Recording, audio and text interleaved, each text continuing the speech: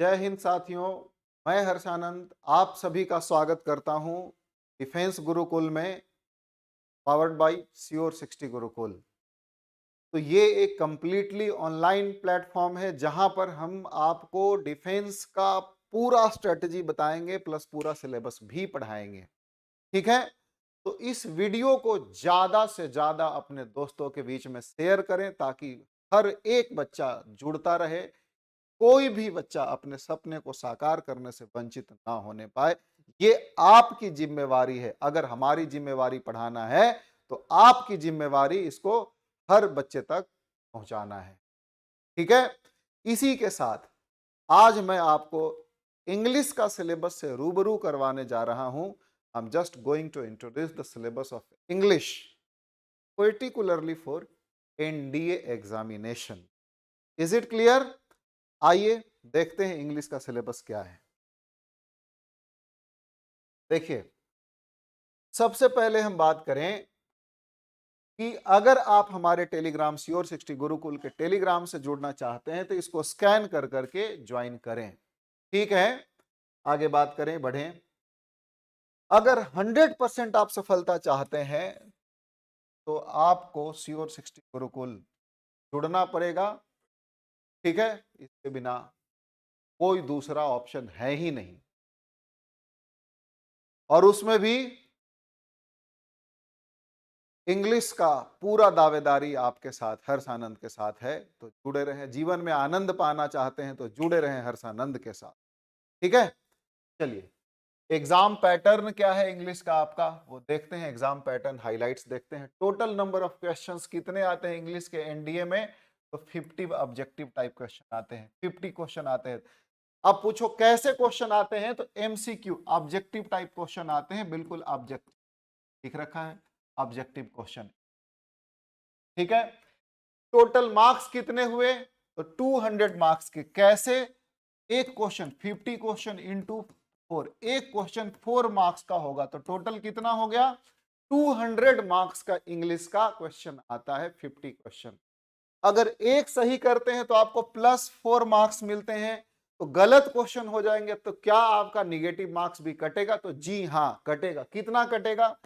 -1.33 number आपके cut जाएंगे अगर निगेटिव करेंगे तो।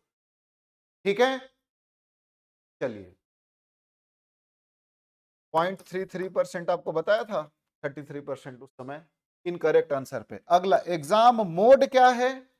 क्या ये एग्जाम ऑनलाइन होगा, क्या ये एग्जाम ऑफलाइन होगा, उसकी चर्चा करें। तो ऑफलाइन मोड है, पेन एंड पेपर यूज करना है, जिसमें क्या ब्लैक बॉल, ब्लैक और ब्लू बॉल पेन आप यूज करेंगे। ठीक है, जिसमें आपको कलर करने होंगे। ठीक है, ये ध्यान रखेंगे। इज इट क्लियर सभी को?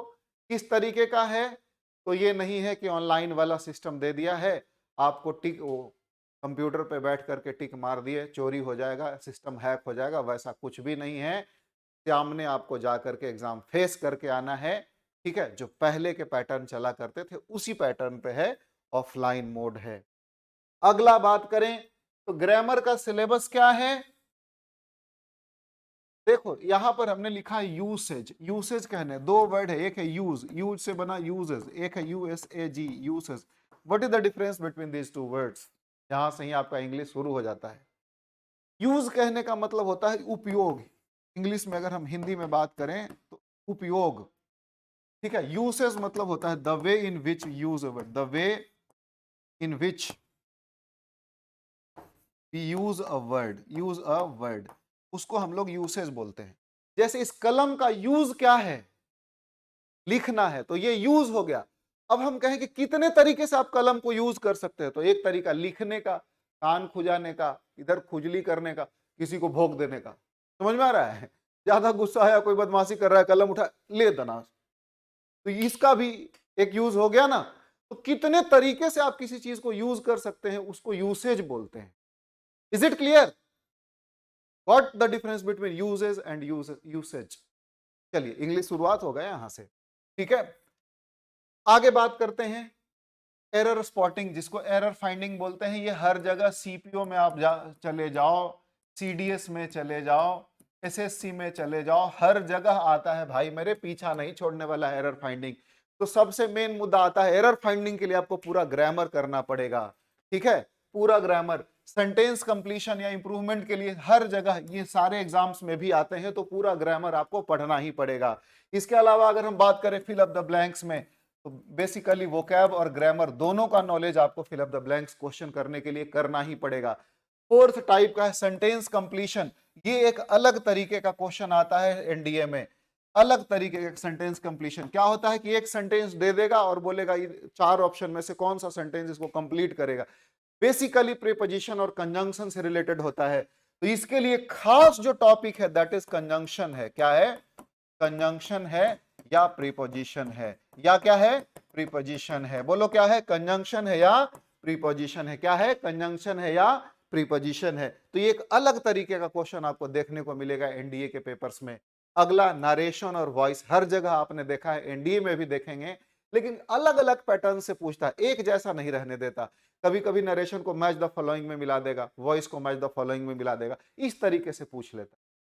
ठीक है, एक ही क्वेश्चन में दो दो तीन तीन नरेशन दे देगा, क्वेश्चन 3 दे देगा, 3 वॉइस के क्वेश्चन दे देगा, लेकिन बनेगा एक ही नंबर, तो एक ही क्वेश्चन हो, मैच द फॉलोइंग करवाइए। ठीक है, तो ये आपका इन सारे पैटर्न, इन सबको करने के लिए आपको क्या पढ़ना पड़ेगा? What you have to study for all this, to face all these type of questions. What are those? So those are topics you have: noun, pronoun, verb, adverb, adjective, preposition, conjunction. ये parts of speech हैं। क्या हैं? Parts of speech हैं। याद रखना कि identification भी आता है, हमने लिखवाया है, ठीक है। सेलेक्टिंग वर्ड्स वाले में कभी कभी वही पार्ट्स ऑफ स्पीच बताना होता है कि कौन सा पार्ट्स ऑफ स्पीच है, तो इसका खास करके ध्यान रहे कि parts of identification of words एक आता ही आता है, ठीक है। अलग, ये भी आपको अलग तरीके का क्वेश्चन देखने को मिलेगा। तो ये सारे पार्ट्स ऑफ स्पीच के चैप्टर हो गए। उसके बाद एक बेसिक चैप्टर होता है subject verb agreement. What is that? Rule of sentence, जिसके तहत, जिसका पूरा आधार है सब्जेक्ट वर्ब एग्रीमेंट हो गया। उसके बाद आता है टेंस और कंडीशनल सेंटेंस। क्या है? टेंस और कंडीशनल सेंटेंस, जिसमें हम किस तरीके से, कितने कंडीशंस फॉलो होते हैं, ओपन होता है, सेमी क्लोज्ड होता है, क्लोज्ड होता है, ठीक है। फिर आर्टिकल बहुत इंपॉर्टेंट चैप्टर नहीं है, क्वेश्चन टैग बहुत इंपॉर्टेंट चैप्टर नहीं है इसमें, एनडीए में इग्नोर करके चलेंगे, हल्का फुल्का देखेंगे। इसका नॉलेज होना जरूरी है मेरे भाई। कंडीशनल सेंटेंस भी not very important, superfluous again it is not very important, narration voice very important. तो आप ना ये 4 चैप्टर बीच वाले इग्नोर मार के चल सकते हो। और ये क्या है? वेरी इंपॉर्टेंट, नरेशन और वॉइस बहुत इंपॉर्टेंट है, क्योंकि इससे डायरेक्ट क्वेश्चन रहता है। तो कुल मिलाकर के अगर हम कहें तो ये पार्ट्स ऑफ स्पीच के 7 चैप्टर हो गए, इंटरजेक्शन का जरूरत नहीं है। फिर सब्जेक्ट वर्ब एग्रीमेंट और टेंस हो गए, 7 2 9, और फिर 2 चैप्टर इधर, 9 2 11। अगर इतना कर ले तो आपका 100%, मतलब 50 में से अप्रोक्सीमेटली मान के चलो, जितने भी ग्रामर के क्वेश्चन आएंगे लगभग टोटल हो जाएंगे, लगभग टोटल हो जाएंगे, ठीक है। लगभग, almost you will be able to clear all the question, you will be able to answer all the questions from grammar. Is it clear? चलिए आगे बात कर लेते हैं। इसके बाद फिर हम वोकैब सेक्शन पे आते हैं। ग्रामर के बाद अगला क्या है? वोकैब का वेटेज आपका पता है क्या? 25 मार्क्स का सीधा है, कम बेसी होता है, तो यू कैन से 20 to 25 कहना, 50 में से 20 to 25 क्वेश्चंस कहो, मार्क्स नहीं, एक क्वेश्चन 4 नंबर का। 20 से 25 क्वेश्चन आपके वोकैब से रहते हैं, जिसमें synonym, antonym, one word substitution, या कभी इधर कम करेगा तो इधर ज्यादा करेगा, इधर कम करेगा तो उधर, इडियम्स, वन वर्ड सब्स्टिट्यूशन मिला करके आपको, कभी कभी तो ऐसा होता है कि ये 10, ये 10, ये 5 और ये 5 ऐसे करके भी पूछा जा सकता है, ध्यान रखना, ठीक है। तो 30 मार्क्स का वेटेज कर देता है कभी। ये हमेशा वेरिएबल पैटर्न होता है। फिर मैं कहता हूं कि एनडीए का थोड़ा कभी कभी चीजें वेरी करती हैं, तो इसको ध्यान में रखना है, ठीक है। चलिए पीवाईक्यू करेंगे तो आप देखते चलेंगे। सिनोनिम मतलब क्या होता है? सेम मीनिंग वाले वर्ड। एंटोनिम कहने का मतलब क्या होता है? अपोजिट मीनिंग वाले वर्ड। वन वर्ड सब्स्टिट्यूशन कहने का मतलब होता है कई एक लेंदी सेंटेंस रहेगा, उसके बदले में एक वर्ड सेलेक्ट करना। जैसे कोई ऐसा व्यक्ति जो भगवान को नहीं मानता है, जो ईश्वर में विश्वास नहीं करता है, उसको वो क्या बोलते हैं? एथिस्ट बोलते हैं। क्या बोलते हैं? एथिस्ट, ठीक है। इडियम्स मतलब मुहावरे। मुहावरा जैसे नाच न जाने आंगा टेढ़ा, कहावत और मुहावरे हैं तरीके के, ठीक है। चलिए अगले क्वेश्चन पे आए। लेट अस सी कॉम्प्रिहेंशन का जो सेक्शन है, रीडिंग सेक्शन है, रीडिंग कॉम्प्रिहेंशन है, उसके बाद ऑर्डरिंग ऑफ वर्ड्स और para jumbles, paragraph jumble sentences को बड़े प्यार से हम लोग PQRS के नाम से जानते हैं। ये कम देखा गया है, ये आता है, ये कम देखा गया है। रीडिंग कॉम्प्रिहेंशन जो पैसेज होता है कम देखा गया है एनडीए में, कभी आ जाए, लेकिन तैयारी तो हमें सब करके रखना पड़ेगा,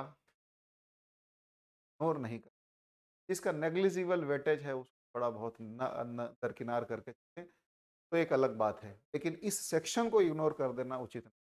वी हैव टू, इसको भी हम लोग करेंगे, ठीक है ना। समझ पाए? तो ये था आपका इंग्लिश का पूरा सिलेबस। अब हम प्रीवियस ईयर के कुछ क्वेश्चन देखेंगे, उसके बाद फिर हम लोग सिलेबस पढ़ना शुरू कर देंगे। तो आज के लिए बस इतना ही। आप सभी को वंस अगेन जय हिंद सभी को। Thanks for watching. मिलते हैं फिर अगले क्लास में, अगले वीडियो।